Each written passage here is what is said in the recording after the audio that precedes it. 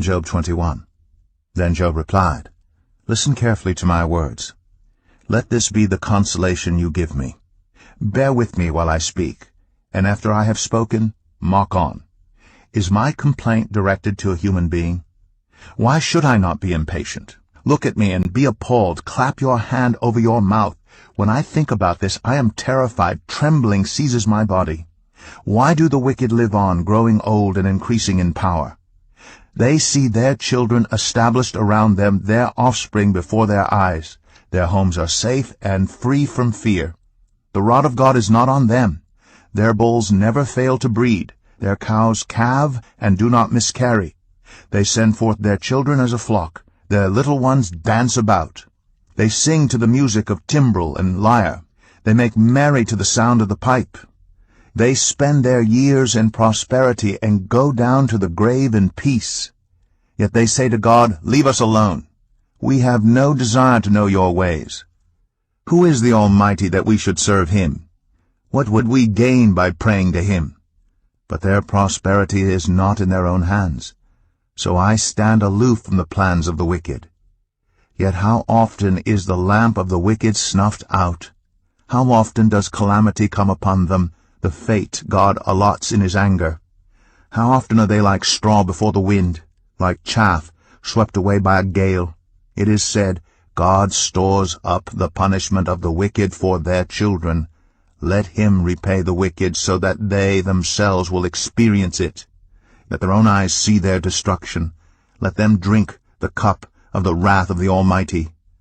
For what do they care about the families they leave behind when their allotted months come to an end? Can anyone teach knowledge to God, since he judges even the highest? One person dies in full vigor, completely secure and at ease, well nourished in body, bones rich with marrow.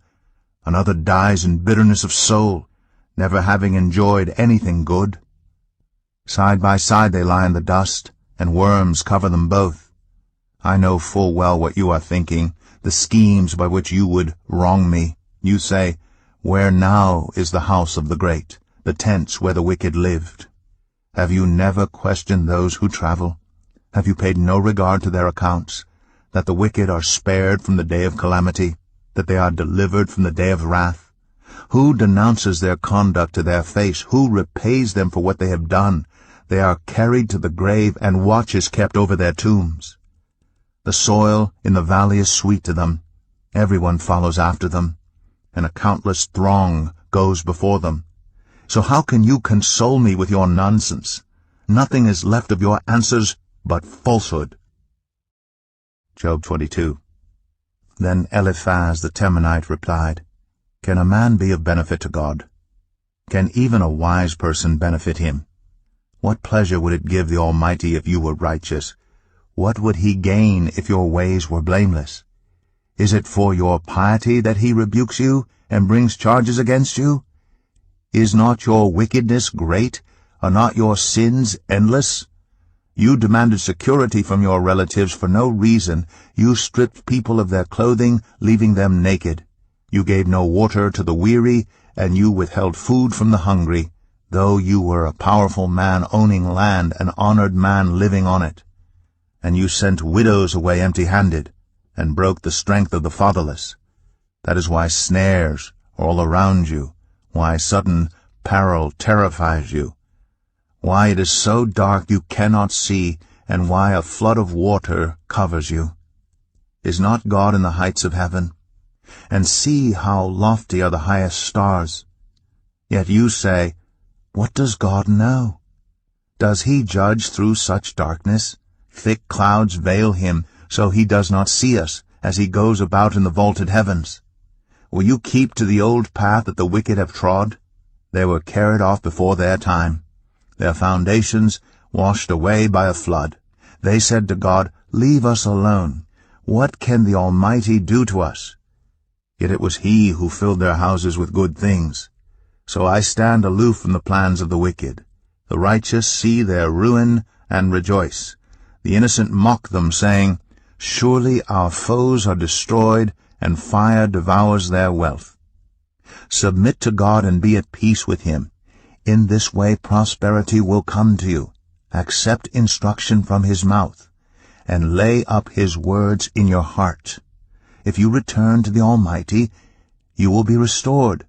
If you remove wickedness far from your tent and assign your nuggets to the dust, your gold of Ophir to the rocks in the ravines, then the Almighty will be your gold, the choicest silver for you.